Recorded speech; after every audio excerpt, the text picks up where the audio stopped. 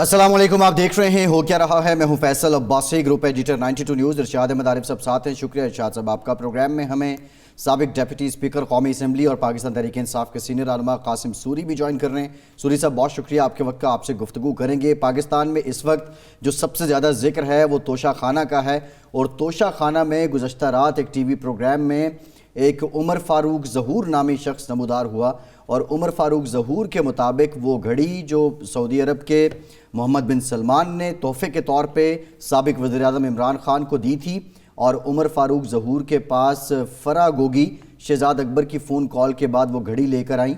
भाव-ताव के बाद उन्होंने ये घड़ी तकरीबन $2 मिलियन में ख़रीदी। बाद में जब उन्होंने असेस करवाया तो वो घड़ी की मालियत कोई 1 अरब 68 करोड़ रुपए बनती थी। ये कहना है उमर फारूक ज़हूर का। जबकि इमरान खान ये कहते हैं कि उन्होंने जो टेलीविज़न है उसके साथ से जो TV एंकर हैं उनके ख़िलाफ़ वो कानूनी चाराजोई करेंगे। बरतानिया में UAE में उनके ख़िलाफ़ कार्रवाई की जाएगी। इस मामले ने इमरान खान की साख को किस हद तक मुतासिर किया है। दूसरी जानिब पाकिस्तान तहरीक इंसाफ और इमरान खान ख़ुद भी ये कहते हैं कि ये घड़ी पाकिस्तान में फ़रोख्त की गई और इसके शवाहिद भी उनके पास मौजूद हैं।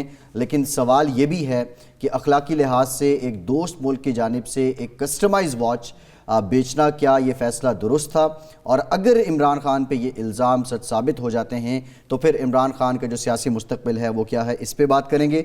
दूसरी जानिब पाकिस्तान की मईशत से अच्छी खबर नहीं है। जो पाकिस्तान के डिफ़ॉल्ट करने का ख़दशा है वो तकरीबन 75.5% हो चुका है।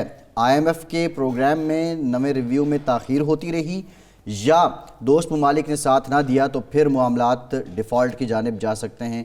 खुदा ना करे कि ऐसा हो। इरशाद साहब, तोशा खाना कल से हम देख रहे हैं ये सबसे बड़ा इशू पाकिस्तान में बना हुआ है।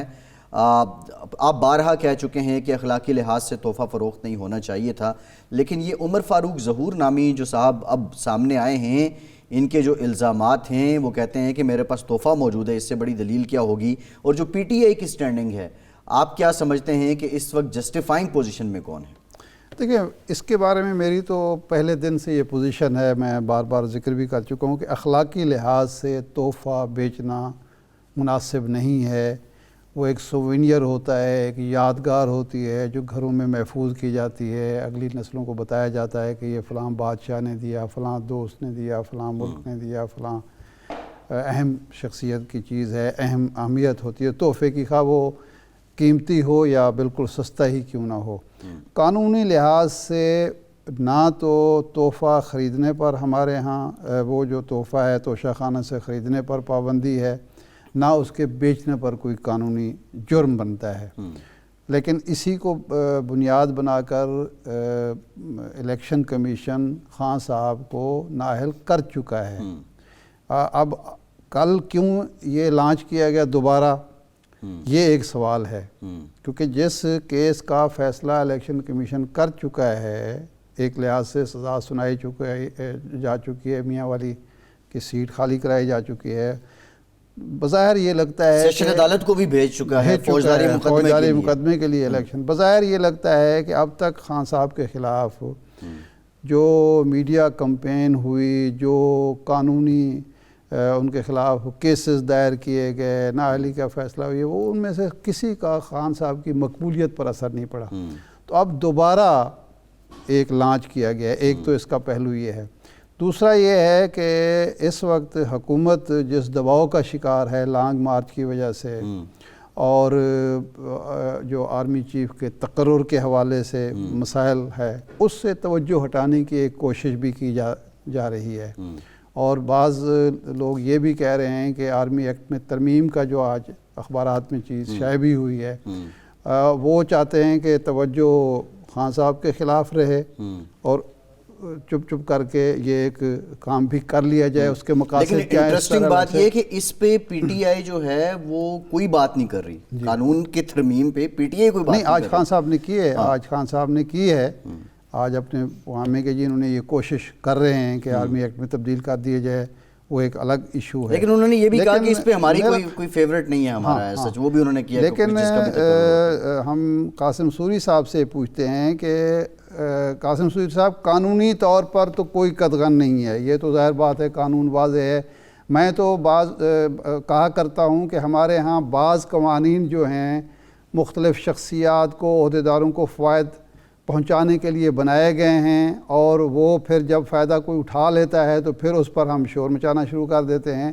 لیکن اخلاقی طور پر ایک ملک کے سربراہ کی طرف سے دیا گیا تحفہ، خان صاحب جیسے شخص کو جو ہائی مورل گراؤنڈ پر بات کرتے ہیں، اخلاقیات کی بات کرتے ہیں اور سیاست میں اخلاقیات لانا چاہتے ہیں، ریاست مدینہ کی بات کرتے ہیں، ان کی طرف سے یہ تحفہ بیچنا بذات خود کیا قابل اعتراض بات نہیں ہے آپ کے نزدیک؟ سب سے پہلے تو آپ نے بہت بڑی تنبیہ باندھی کہ آپ نے اخلاقیات کا درس دیا۔ سب سے پہلے آپ کو بتاؤں کہ یہ قانون میں کوئی اس پہ قطر نہیں لگائی ہوئی، توشہ خانہ بنایا اسی لیے گیا ہے کہ وہاں پہ جو بھی گفٹ آتے ہیں وہ سرکاری آپ کے ساتھ جو اسٹاف ہوتا ہے وہ اس کو ریسیو کرتا ہے، وہ توشہ خانہ میں جاتا ہے، اس کی ایک ویلیو لگتی ہے، اور ویلیو کے بعد یہ اجازت ہوتی ہے کہ وہ جس کو یہ قوم نے اس منصب پہ بٹھایا ہوتا ہے کہ وہ اس کو لے سکتا ہے، اپنے لیے بھی لے سکتا ہے۔ اور وہ ملک جو مقروض ہے، جس کے پاس پیسے نہیں ہیں، جس کو پہلے 20% قیمت پہ اس سے پہلے والے حکمران لیتے رہے، تو عمران خان نے تو اخلاقیات دکھائی، 20% سے 50% قیمت کر دی اور 50% پہ وہ لیا۔ جب یہ جو فراڈی ہے، یہ جو غیر ملکی ایما پر آئے، NRO2 لیا، یہ آ کے یہاں پہ غلامی کی توق ڈالی، لوگوں کو بیکاری سمجھا، یہ جب آ کے بیٹھے وہ 60% جس کی کابینہ ہی نیب زدہ ہو، جس پہ کیسز ہوں، وہ شخص یہ جو دیکھ رہا ہے کہ عوام اب کنٹرول نہیں ہو رہی، معیشت تباہی کی طرف جا رہی ہے، لوگ جو ہے وہ بے روزگار ہوتے جا رہے ہیں، فیکٹریاں بند ہو رہی ہیں، 88% گیلپ کی سروے کی رپورٹ ہے کہ 88% پاکستانی تاجر اس حکومت کی پالیسیز پر پریشان ہیں، وہ سمجھ رہے ہیں کہ ملک غلط رخ کی طرف جا رہا ہے۔ جب آپ کا اس سہمائی کی گیلپ رپورٹ آئی ہے کہ 22.5% اس سہمائی میں اور زیادہ بے روزگاری بڑھ گئی ہے، تو یہ والے بھونڈے الزامات لگانا، توشہ خانہ، عمران خان نے کیا کیا؟ 70 سال کی عمر ہے، تقریباً 55 سال سے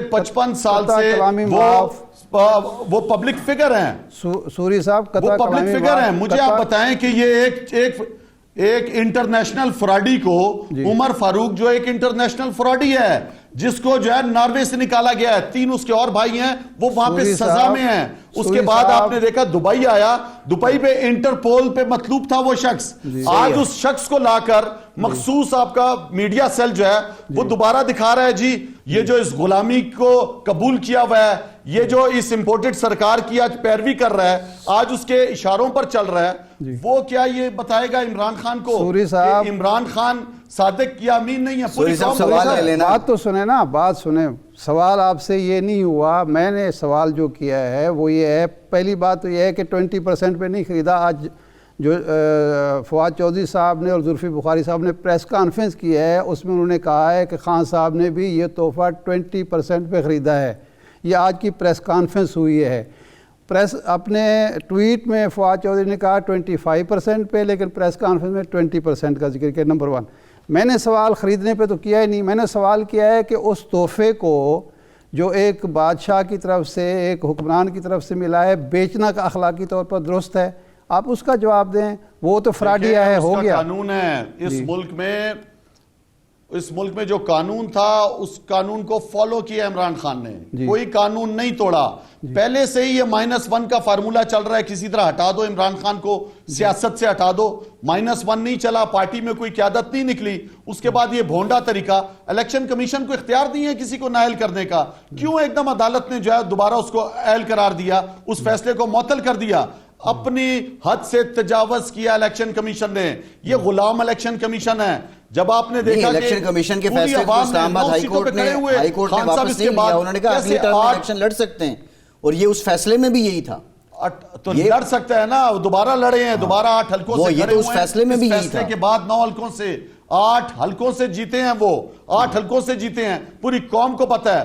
اب یہ نیا لانچ کیا ہے جی دوبارہ، اور یہ جو شخص لایا گیا ہے یہ خود انٹرنیشنل فراڈیوں کو ڈیفینڈ کر رہا ہے، اور پورے یہ فلم ابھی چلی، ابھی ریلیز ہی نہیں ہوئی، اور دوبارہ جو ہے یہ ڈبے میں پیک ہو گئی ہے۔ سوری صاحب فلاپ فلم पूरी आवाम को पता है। सूरी साहब गुजारिश सुने। ये आवाम जो है, मैं आपको बताऊं, अभी सर्वे की रिपोर्ट है, 57% पाकिस्तानी अब टीवी नहीं ठीक है, देखता, सूरी साहब एक सोशल सवाल, मीडिया देखता है। सूरी साहब आप गुजारिश जरा सुने। सोशल मीडिया तो उठा कर देखें, सूरी साहब गुजारिश सुने। पांचे उड़ा दिए हैं उमर फारूक के, सही इसकी है, हैसियत क्या है? सूरी साहब इमरान ये खान तो वो शख्स है जो एक बैट पर भी साइन कर दे तो वो करोड़ों रुपए का बिक जाता है। बिल्कुल ऐसे है, हम मानते हैं इस बात को। सवाल ही हमारा यही है कि जो शख्स एक बैट पर करे तो वो उससे 10 करोड़ रुपया वो ले सकता है, उसको ये घड़ी बेचने की ज़रूरत क्यों पेश आई?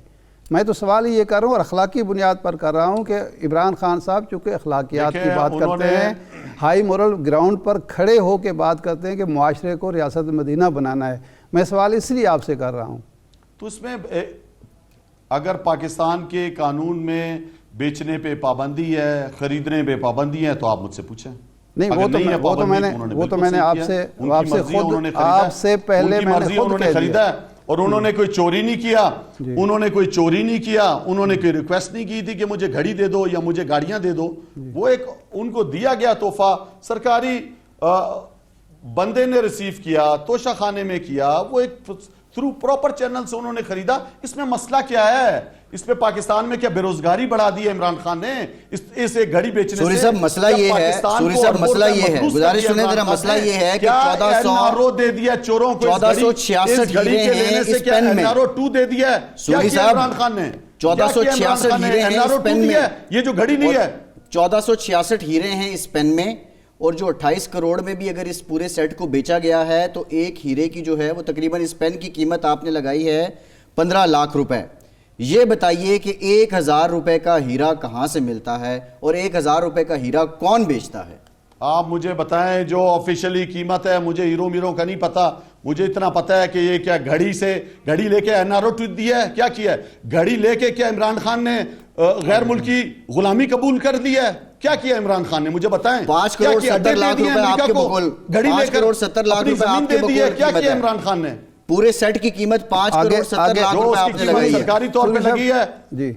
आगे चलता है, ये ठीक है, सरकारी कीमत लगी है, उस पे जो कानूनी तरीका था वो इमरान खान ने अपनाया। बिल्कुल ठीक है, मैं आपसे इत्तेफाक करता हूं कि जो कानूनी तरीक़ेकार था, कानून में अगर कोई खामी है तो वो अलग चीज़ है। उन्होंने कानूनी तौर पर मुझे एक बात बताएं, ये पूरे पाकिस्तान में ये खबर दी है, क्यों बर्तानिया के अखबार में नहीं दी है? इसलिए नहीं दी है कि झूठी खबर है, वहां पे जुर्माना होगा। इसको धोखा देते हैं लोगों को, ये यहाँ के लोगों को कुछ और दिखा रहे हैं। बर्तानिया के अखबार में ये खबर प्रिंट नहीं की। आप मुझे बताएं, आपका जो क्राइम मिनिस्टर है ये कर क्या रहा है? आज पूरी आवाम सवाल कर रही है, चोरों को जो बिठा दिया है, वो जो आपका डेली मेल ने जो जुर्माना किया है 30,000 पाउंड, किस वजह से किया है? ये आपका वजीर आजम है जो आपके अक़वाम मुत्तहिदा के जनरल सेक्रेटरी से हाथ मिलाते हुए उसको कह रहा है कि आप जो इमदाद, हम इसमें चोरी नहीं करेंगे। चोरी तो की है तुमने, डेली मेल ने सबूत दिया है कि जो बर्तानिया ने जो इमदादी सामान भेजा है सैलाब ज़दगान के लिए, गरीबों के लिए जो डूबे हुए थे, उनको जो है ना तुमने उसमें बददियानती की है। और ऊपर से वही मारूसी सियासत, वही अपने दामाद को आगे किया और दामाद को भी 27,000 पाउंड जुर्माना हुआ है। ये मुल्क है, मुल्कों के वजीर आजम को क्या दूसरे मुल्कों में जुर्माने होते हैं? ये आज इमरान खान पे, इस फ्राडिये के जरिए इमरान खान पे इल्जाम लगाना चाहता है। इमरान खान साफ आदमी है, उसकी तारीख है, उस पर गवाही देती है पूरी दुनिया के ये फाइनेंशियल करप्ट नहीं है। ये शख्स ये मुल्क और कौम के लिए फैसले कर रहा है। ये आगे कभी किसी को ले आते हैं, कभी कोई शोशा छोड़ देते हैं। ये शोशे इस मुल्क में नहीं चल रहे हैं। सूरी साहब, लोग पूछ रहे हैं कि तुमने कैसे एनआरओ लिया, तुमने इस असेंबली को किस लिए इस्तेमाल किया? वहां पे बैठ के 1100 अरब रुपए के तरमीम करके अपनी चोरियां बचाई कौमी असेंबली में। उस मुल्क के साथ एक सेकंड गुजारिश है, आप दुरुस्त फरमा रहे हैं। ये फरमाएं कि ये जो फ्राडिया है ये कल तक आपके कैबिनेट मेंबर्स को मिल रहा था, तकरीबात में शरीक हो रहा था, वो दावा करता है कि शहजाद अकबर साहब का उनके यहाँ आना जाना था। तो ये भी तो थोड़ा सा मसला है कि उस वक्त आप लोग क्यों नहीं सोचते कि किन फ्राडियों को लिफ्ट करा रहे हैं, खान साहब या खान साहब के साथ? आपके सामने मैं एक आम कारकुन हूँ, मैं रोडों पे जाता हूँ, कोई तस्वीर खींचता है, कोई बुलाता है, मुझे तो नहीं पता होता है कौन है, लेकिन लोगों को इज्जत देनी पड़ती है। लोग कहते हैं आपसे सेल्फी लेनी है, हम कहते हैं आ जाए, प्लीज खड़े हो जाएं। इसका ये मतलब नहीं है कि मेरा कैरेक्टर खराब हो गया अगर मैं किसी से मिल रहा हूं। अगर मैंने किसी 2 नंबर फ्राडिये को नवाजा है तो मुझे बताएं। इमरान खान की 3.5 साल की हुकूमत में कुछ नहीं निकला जी, घड़ी बेच दी। हाँ, घड़ी बेच के गुलाम बना लिया मुल्क को। क्या किया इमरान खान ने? इनके पास कुछ निकला नहीं। आज शर्मिंदा है, آج خود اچھا گھڑی اس کے پاس پہنچی حکومت کیسے میں ہے ہوتے ہوئے قاسم بھی صاحب؟ جرمانے دوسرے ملک ان کو کر رہے ہیں, ان کو شرم نہیں آتی ان کو. گھڑی عمر صاحب کے پاس پہنچی کیسے ہے, یہ بھی ایک سوال ہے. ایک بریک لیتے ہیں قاسم صاحب, بریک کے بعد یہیں سے گفتگو سلسلہ جوڑیں گے, ہمارے ساتھ رہیے.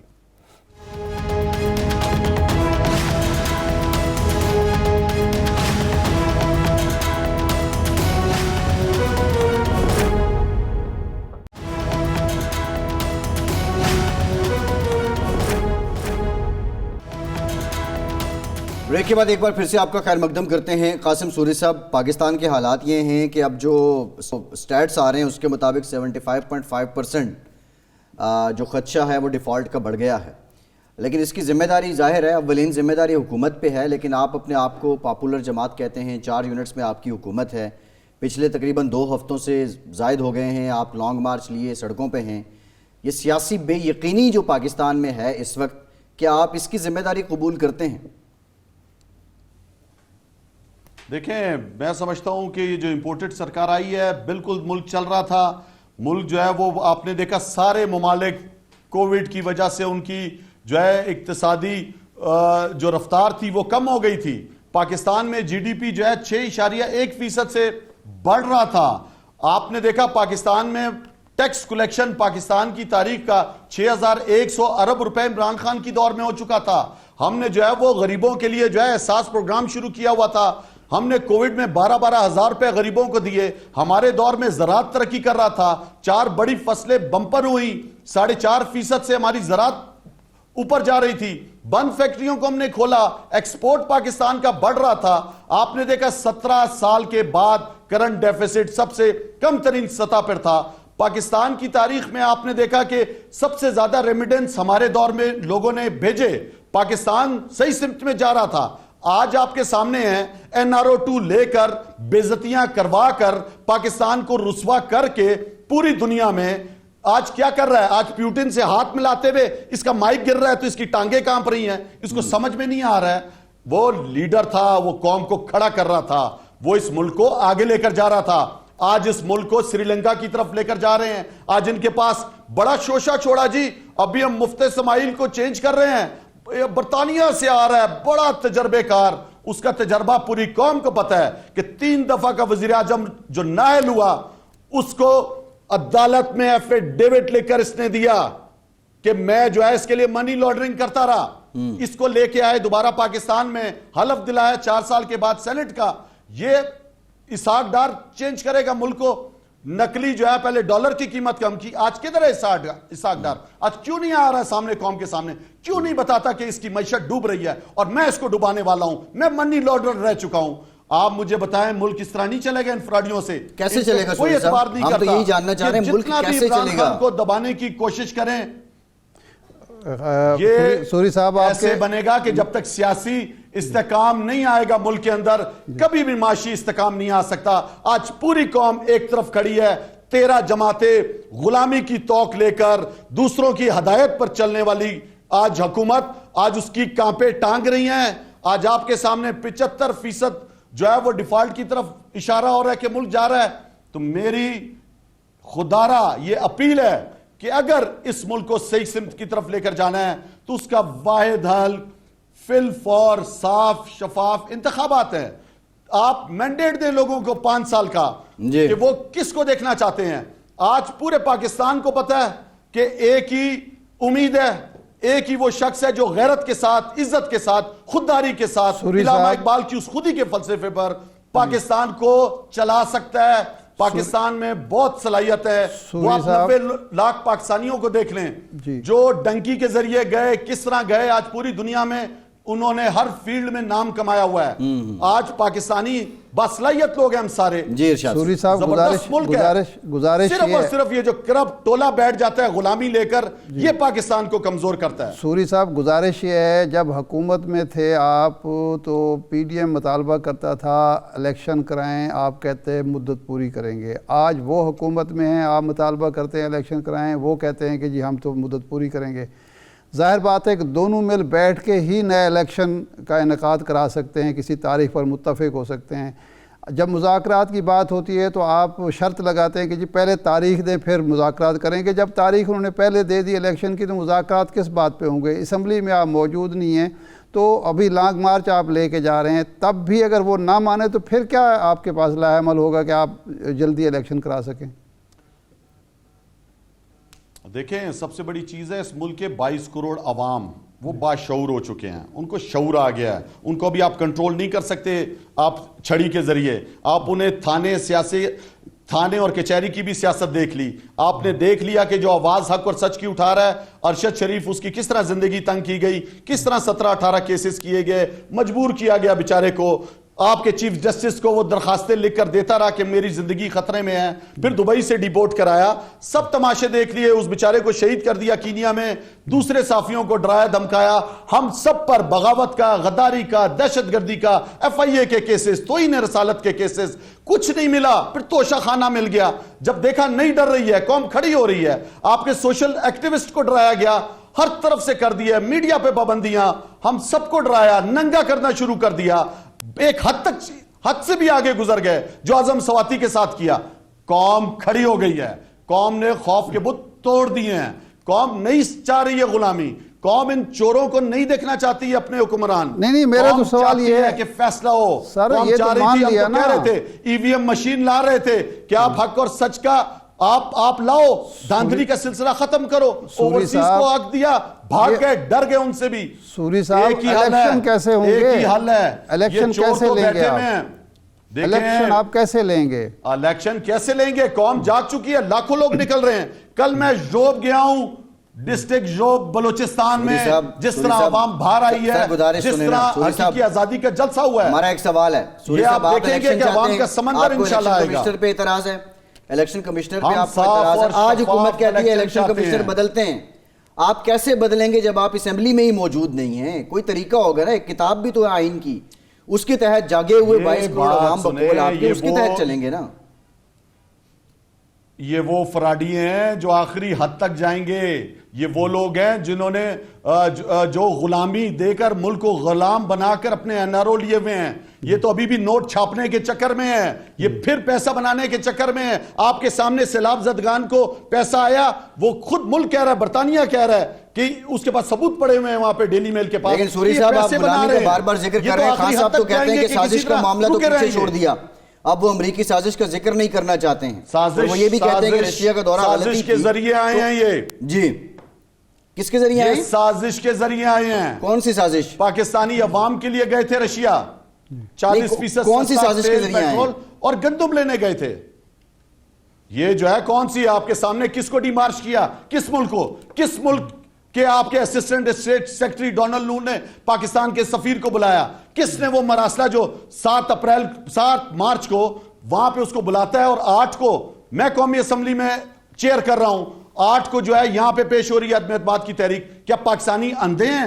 کیا پاکستانیوں کو سمجھ نہیں آتا؟ سب سمجھ میں آ گیا ہے, پوری قوم بے وقوف ہے. کیا آپ سمجھتے ہیں کہ جو 9 سیٹوں میں سے 8 سیٹ ورلڈ ریکارڈ ہے کہ ایک لیڈر 8 سیٹوں پہ کھڑا ہو اور جیت جائے, اور لوگوں کو پتہ بھی ہو کہ اس نے قومی اسمبلی نہیں جانا؟ سب کو سب کچھ پتہ ہے. سوری صاحب گزارش سنیں ذرا, آپ یہ بات یہاں پہ تو کرتے ہیں, پاکستان کے میڈیا پہ تو آپ یہ بات کرتے ہیں, لیکن عمران خان جب CNN کو انٹرویو دیتے ہیں, ڈوچے والے کو انٹرویو دیتے ہیں, فائنینشیل ٹائمز کو انٹرویو دیتے ہیں, پھر وہ امریکی سازش کا ذکر نہیں کرتے, پھر کہتے ہیں کہ آئی لیفٹ بیہائنڈ.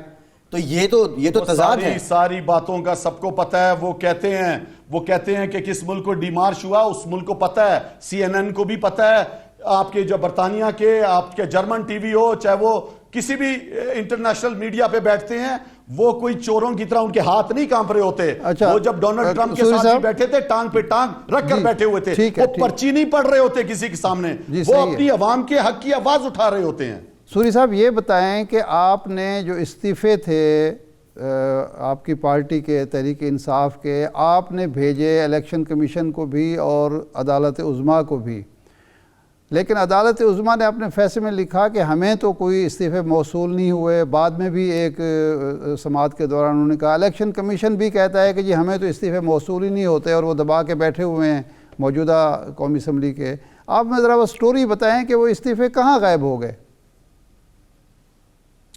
دیکھیں جب میں قائم مقام اسپیکر تھا جی تو وہ استعفے باقاعدہ میں نے لیے، میں نے منظور کیے، اور جب اسپیکر استعفے منظور کر لے تو وہ منظور ہو جاتے ہیں. جی انہوں نے پھر ٹوپی ڈرامہ رچایا کہ کسی طرح اس امپورٹڈ سرکار کی جو اسمبلی ہے، قومی اسمبلی، اس کی حیثیت ہی ختم ہو جائے گی جب پاکستان کی سب سے بڑی جماعت استعفے دے رہی ہے. تو اس کے بعد یہ جو آئے ہیں آپ کے امپورٹڈ سرکار کے اسپیکر، یہ جو کبھی ان کی جو تصویریں آ رہی ہیں، کبھی کینیڈا میں وہ مزے لے رہے تھے جب یہاں پہ سیلاب ہو رہا تھا، تو انہوں نے کہ نہیں جی میں یہ استعفے منظور نہیں کر رہا. جب میں استعفے منظور کر چکا تھا، جب میں کر دیا اور سائن ہوئے میں نے اس کو جو ہے وہ سوشل میڈیا پہ بھی دیا ہے، سب نے شیئر کیا ہے، تو اس کو دوبارہ سے جی میں اسپیکر ہوں، ابھی میرا اختیار ہے، میں اس کو استعفوں کو منظور نہیں کرتا. پھر وہ جو آپ نے آڈیو لیکس بھی کی، جو انہوں نے سمجھا سب سے کمزور سیٹیں ہیں پاکستان تحریک انصاف کی، یہ پی ڈی ایم کا ٹولہ شاید جیت جائے گا، ان سیٹوں پر 20 پر جو ہے انہوں نے 12 سیٹیں تھیں یا 14، اس پر انہوں نے جو ہے وہ ڈی سیٹ کیا لوگوں کو. لیکن اس کے باوجود آپ نے دیکھا کہ عوام نے پھر فیصلہ دیا، پاکستان تحریک انصاف کے چیئرمین کھڑے ہوئے اور وہ سیٹیں سویپ کی انہوں نے. وہ آپ درست فرما رہے ہیں. میرا سوال یہ تھا کہ آپ نے کسی فول پروف سسٹم کے تحت وہ سپریم کورٹ کو وہ الیکشن کمیشن کو نہیں بھیجی تھی؟ نہیں بھیجے جاتے استعفے، سپریم کورٹ کا کوئی کام نہیں، نہیں ہوتا سوری، استعفے میں. الیکشن کمیشن میں اسپیکر جو ہے وہ بااختیار ہوتا ہے، الیکشن کمیشن کے پاس الیکشن کمیشن کو تھرو پراپر چینل. جی دیکھیں اس کے بعد جب میں نے استعفے کیے تھے، استعفے منظور ہو گئے تھے، وہ ایک تھرو پراپر چینل سے جاتے ہیں، اسپیکر خود پکڑ کے نہیں لے کر جاتا ہے، اسمبلی کا اسٹاف ہوتا ہے، اس کو آرڈر کر دیے تھے میں نے اسپیکر کے طور پر قبول کر لیے تھے. اس کے بعد جو ہے وہ آپ کی دفتری کارروائی ہوتی ہے. ٹھیک ہے، صحیح ہے، ٹھیک ہے. قاسم سوری صاحب بہت شکریہ آپ کے وقت کا، آپ ہمارے ساتھ موجود تھے. ڈپٹی اسپیکر اور پاکستان تحریک انصاف کے سینئر رہنما کچھ بات پاکستان کی معیشت سے متعلق کریں گے. گزشتہ روز بلاول بھٹو صاحب نے کہا کہ نظام نہیں چل رہا، آج فضل الرحمان صاحب کہتے ہیں کہ پاکستان کے حالات مشکل ہیں. اب جو کتاب ہے، جو سٹیٹس ہیں، وہ کیا کہتے ہیں، وہ بھی کوئی اچھی خبر نہیں ہے. بریک کے بعد پاکستان کی لڑکھڑاتی معیشت پہ بات کریں گے.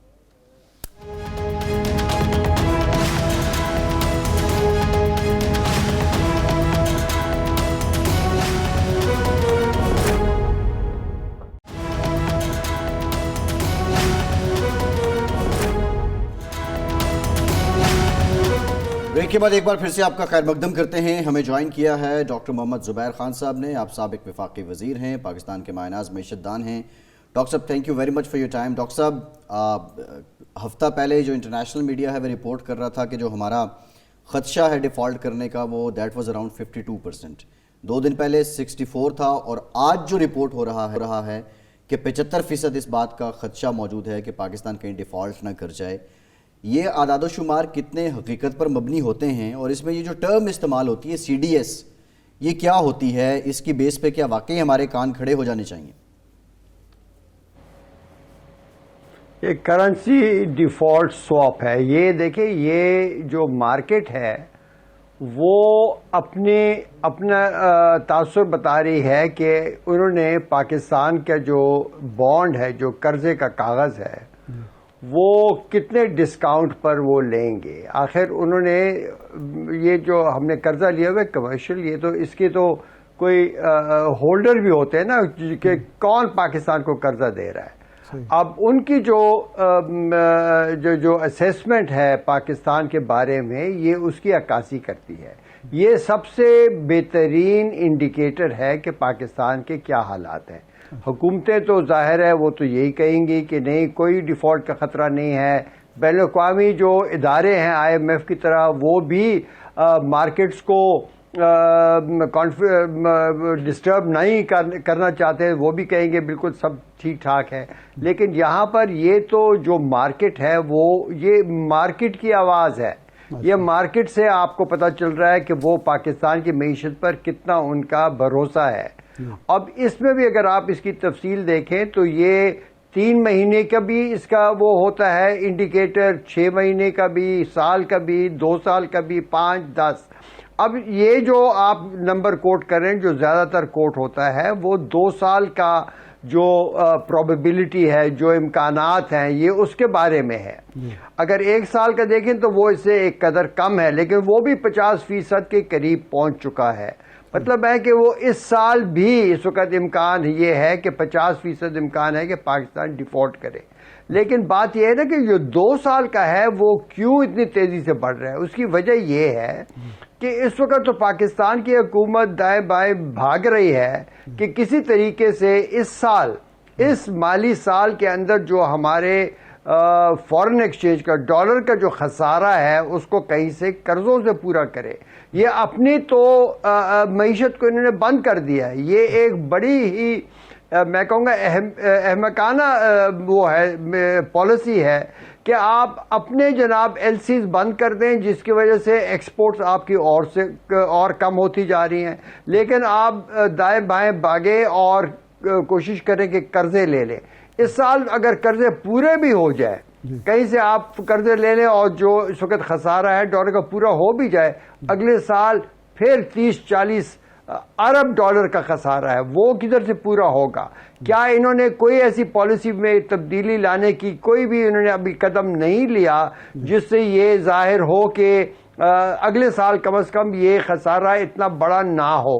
یہ اس وقت صرف اس کو قرضوں سے بھرنے کی کوشش کر رہے ہیں. ڈاکٹر صاحب یہ جو رسک بڑھ رہا ہے اس کی وجہ جو سیاسی عدم استحکام ہے یہ ہے، یا جو نواں ایک 9th ریویو تھا وہ بر وقت نہ ہونا ہے، یا چین اور سعودی عرب کی طرف سے ہمیں جو ریلیف پیکج ملنے تھے نہ ملنا ہے؟ یہ اچانک کیوں بڑھا ہے کہ 52 سے 64 ہوا، 64 سے 75 ہو گیا ایک ہفتے 1.5 ہفتے کے دوران؟ دیکھیے یہ کہنا کہ یہ کوئی خاص وجہ مجھے پتہ ہو، یہ ایسا نہیں ہوتا، لیکن یہ تمام وجوہات جو ابھی آپ نے بتائے یہ سب ایک اثر انداز ہوتے ہیں منڈی کے اوپر، مارکیٹ کے اوپر. بات یہ ہے کہ آئی ایم ایف کے ساتھ جو ان کی جو پروگرام ہے اس میں انہوں نے کوئی جس طرح کہ نا ٹھوس کوئی ڈسکشنز نہیں کر سکے ہیں. یہ وہاں پر جاتے ہیں، ایک بڑی بڑی باتیں کرتے ہیں لیکن ٹھوس باتیں نہیں کر سکے. اب ان سے انہوں نے کوئی بھی وہاں پر کنسیشن نہیں لے سکے ڈار صاحب جو گئے تھے واشنگٹن، کہ بھئی پاکستان کی معیشت پہلے ہی بہت بڑے ایک بحران میں تھی، اور پھر جب یہ فلڈز آ گئے اس کی وجہ سے جو ایڈیشنل جو بوجھ آیا ہے معیشت پر، اس کے بارے میں کوئی بھی وہ پلان لے کر نہیں گئے کہ ہم کیا کر رہے ہیں کہ اس کے ساتھ ڈیل کریں اور اس کا کیا اثر ہوگا ہماری اوپر، اور ہم کون سے اخراجات کم کریں گے تاکہ ہم متاثرین جو ہیں یہ فلڈز کے ان کے اوپر پیسے لگا سکیں. اب یہ اس وقت یہ آپ کہہ سکتے ہیں کہ سیاسی بحران کا اس کے اوپر اثر، کوئی سیاسی بحران کا اس کے اوپر اثر نہیں ہے. یہ ان کی اپنی نالائکی کی ایک عکاسی ہے کہ یہ کوئی پروگرام نہیں لے کر گئے. تو آئی ایم ایف نے ظاہر ہے انہوں نے ان کو واپس بھیج دیا. اب یہاں پر آ کر یہ کہہ رہے ہیں کہ ہم جی بالکل ٹھیک ہے. اچھا ڈاکٹر صاحب، یہ ہم نے پہلے بھی گورنر صاحب کی بات کی تھی، یہاں پہ ایکسچینج ریٹ پہ بہت زیادہ سٹا کھیلا گیا، بینکوں نے بہت پیسہ بنایا، پھر اسٹیٹ بینک نے اس پہ ایک انویسٹیگیشن انیشیٹ کی. ویسے تو گورنر صاحب کہہ رہے ہیں کہ اس مہینے میں اس کی رپورٹ آ جائے گی، لیکن اب ہم یہ دیکھ رہے ہیں کہ ایک جمود ہے جو 222 ارب روپے کے ارد گرد ڈالر رہ رہا ہے، لیکن ریمیٹنسز آپ کی پچھلے مہینے کوئی 9.1% ان میں ڈکلائن ہو گیا ہے. اس کی کیا ریزن ہے ڈاکٹر صاحب؟ دیکھیے ریمیٹنسز کی جو ڈکلائن ہے نا یہ تو بیرونی وجوہات زیادہ ہوں گی، لیکن آپ یہ بھی دیکھیے نا، اس کا میں ایک ایسے اندازے سے کہہ رہا ہوں کہ جن لوگوں نے پاکستان اگر مہینے کے 1 لاکھ روپے بھیجنا تھا، اب پہلے اگر وہ زیادہ ڈالر بھیجنے ہوتے تھے، اب کم ڈالرز میں ان کو 1 لاکھ روپے پورا ہو جاتا ہے. تو ڈالر کے حساب سے ان کی جو ریمیٹنسز ہیں وہ ظاہری کم ہو جائیں گی جو لوگوں کو یہاں سپورٹ کرتے ہیں. تو مجھے لگتا نہیں ہے کہ اس وقت ہم اس کرائسس سے نکل پائیں گے. یہ میرے خیال میں یہ کرائسس اور بڑھتا جائے گا، اور یہ باوجود اس کے کہ ہمیں اگر چائنا اور سعودی عربیہ سے پیسے آئے، آپ اس میں کچھ زیادہ تبدیلی نہیں دیکھیں گے. صحیح، بہت شکریہ ڈاکٹر زبیر خان صاحب.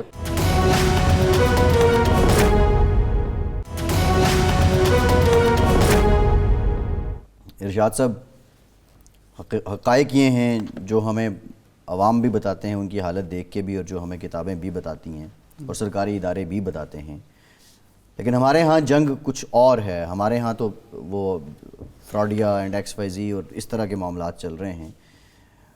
کیا کب تک یہ سسٹین کرے گی حکومت، اور کب تک سسٹین کرے گا عمران خان کا لانگ مارچ؟ دیکھیں بات یہ ہے کہ جو آج کی صورتحال ہم نے دیکھی معیشت کی، اور ڈاکٹر زبیر صاحب بہرحال ایک معیشت کے آدمی ہیں اور ان کا وسیع تجربہ ہے. پرسوں ہم نے شبر زیدی صاحب سے باتیں کی تھیں. اگر یہ سال کے ابتدائی دنوں میں 5% تھا سی ڈی ایس، 5% تھا، اور آج 75% ہے، تو پھر اس کا ذمہ داری کا تعین بآسانی ہو جاتا ہے. اب یہ کہنا کہ جی ہم ڈیفالٹ سے نکل کے ہم یہ کر دیں، جب یہ مثال بنتی نہیں ہے کہ جب مشرقی پاکستان میں ڈھاکہ ڈوب رہا تھا تو یحییٰ خان بھی یہی کہہ رہے تھے کہ ہم کسی قیمت پہ 1 انچ زمین پر، جنرل نیازی کے بیانات بھی یہی تھے، اور یحییٰ خان کے 1 انچ زمین پر قبضہ نہیں کرنے دیں گے. وہ ڈھاکہ میں داخل ہو چکے تھے، اور ہم بھائی اعداد و شمار یہ بتا رہے ہیں کہ جو آپ کے زر مبادلہ کے ذخائر 17 ارب ڈالر تھے، یعنی 16.89 اس وقت تھے، وہ 8 پہ پہنچ چکے ہیں. اس دوران آپ کو ریلیف پیکج بھی ملے اور رول اوور بھی ملا، اور اسی دوران آپ کو پارکنگ کے لیے بھی پیسے ملے. اس کے باوجود آپ 8-9 ارب ڈالر خرچ کر چکے ہیں، اور 1 ارب ڈالر پر منتھ 970-75 آپ کے خرچہ ہے اس کا. ایل سیز کھول نہیں رہی. انڈیویجولی جو $10,000 لے جانے کی اجازت تھی، وہ $5,000 آپ نے رکھ لی ہے، کر دی ہے، اور پتہ نہیں کتنا عرصہ یہ سلسلہ جاری رہے گا. اب جو لوگ ملک زیادہ تر سفر کرتے ہیں بیرون ملک، یہ تو ان سے وہ بتا سکتے ہیں کہ کتنی مشکل پیش آ رہی ہے. اور پھر یہ کہ ڈالر مل نہیں رہا ہوتا.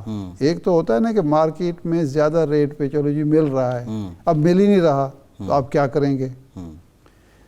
تو میرا خیال ہے کہ اب اس غلط فہمی سے نکلنا چاہیے کہ جی ہم معیشت بہتر کر لیں گے، اور بہتر کر کے پھر الیکشن میں جائیں گے اور ووٹ سمیٹیں گے.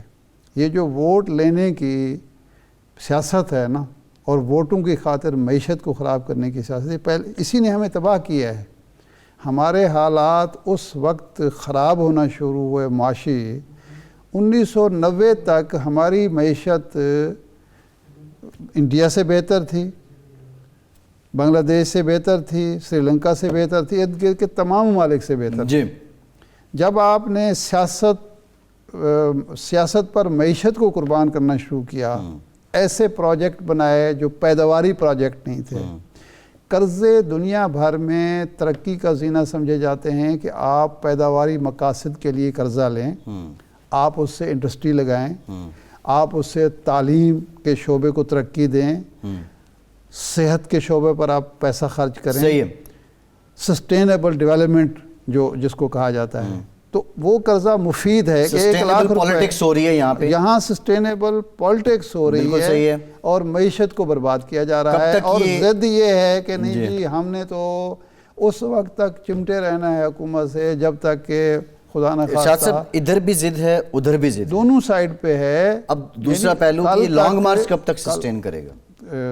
دیکھیں لانگ مارچ کو صرف یہ نہ دیکھیں کہ وہ الیکشن کی تاریخ لینے کے لیے. عمران خان صاحب اس سے جو سب سے بڑا مقصد حاصل کر رہے ہیں وہ یہ ہے کہ ان کی ایک الیکشن کمپین چل رہی ہے.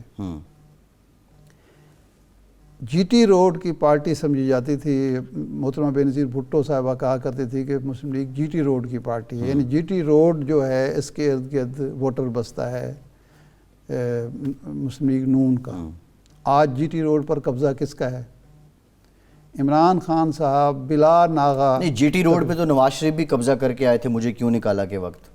آئے تھے نا، آئے تھے ہاں، لیکن آج وہ حکومت میں ہیں. آج حکومت میں وہ ہیں، لیکن استعفے اس لیے منظور نہیں کیے جا رہے ہیں پی ٹی آئی کے کہ الیکشن کرانا پڑے گا. وہ جو کہا تھا نا کہ کہا کابل کو جانا ہے, کہا کابل چلے جاؤ, کہا افغان کا ڈر ہے, کہا افغان تو ہوگا, کہا ہم اونٹ پر بیٹھیں, کہا تم اونٹ پر بیٹھو, کہا کوہان کا ڈر ہے, کہا کوہان تو ہوگا.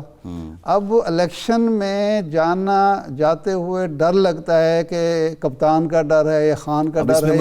مجھے اس پہ جان یاد آ گیا ہے ان کی ادائے ناز کا, ہم سے یہ مان تھا, عمر گزار دیجئے, عمر گزار دی گئی, الیکشن کرا دیجئے, الیکشن کرا دیے جائیں تو معاملہ حل ہو جائے گا. بات یہ ہے کہ معیشت, اچھا بیرونی عوامل بھی ہیں, اس کو بھی مد نظر رکھنا پڑے گا کہ یہ جو یوکرین کی جنگ ہے وہ تو چل رہی ہے, یا تو وہ رک جائے. برطانیہ والوں کی چیخیں نکال دی, برطانیہ کی چیخیں نکال دی, پورے مغرب کی یورپ میں بڑے بڑے برے حالات ہیں. ابھی ہمیں روزانہ ہر دوسرے تیسرے دن یہ خوشخبری سنائی جاتی ہے یا یہ چتاونی دی جاتی ہے یا ہمیں ڈرایا دھمکایا جاتا ہے کہ جناب والا سردی آئے گی, آپ کو گیس ملے گی صبح 2 گھنٹے, دوپہر کو 2 گھنٹے, شام کو 2 گھنٹے, یا دوپہر کو 3 گھنٹے, شام کو 3 گھنٹے. یعنی آپ کو 24 گھنٹے اب گیس کی عیاشی نہیں ملے گی. ارشاد صاحب ایک امپورٹنٹ بات ہے, بجلی کا ہم نے جو گرمیاں گزاری وہ آپ کے سامنے. ارشاد صاحب آپ ایک امپورٹنٹ بات ہے, آپ کو یاد ہوگا جب پرائم منسٹر صاحب سے ہماری میٹنگ ہوئی تو شہباز شریف صاحب نے کہا کہ سعودی عرب میں گیا, وہ بھی کہتے ہیں ہر بار آ جاتے ہو. ابھی ہم پھر ان کی مرہون منت ہیں. پھر اس سے پہلے ہم نے گھڑی پہ بھی بڑی ڈیٹیل بات کر بقا کی فکر کرو خود ہی زندگی کے لیے, زمانہ کچھ نہیں کرتا کبھی کسی کے لیے. ارشاد صاحب پروگرام کا ٹائم ختم, شکریہ آپ کا, آج کے پروگرام سے اتنا.